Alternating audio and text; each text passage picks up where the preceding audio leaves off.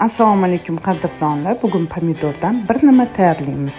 Pomidorlarni kattaroq bo'lsa 2 ga bo'lib, ichini o'yib olib, miyaqitini olib tashlaymiz. Kichkinaroq pomidor bo'lsa, shunaqa ustini kesib olib, uni ham miyaqitini olib tashlaymiz. Dumalab ketmasligi uchun popchikasini ozgina kesamiz.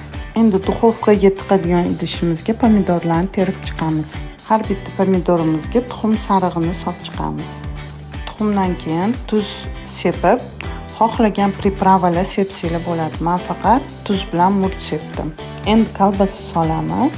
Xohlasanglar kapchonni, xohlasanglar varyonni solsanglar ham bo'ladi. Shunaqa mayda to'rtburchak qilib solamiz.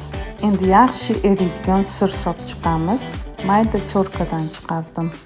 Ustidan zelin sepib, 250 gradusda 25-30 minutda pishirib olamiz.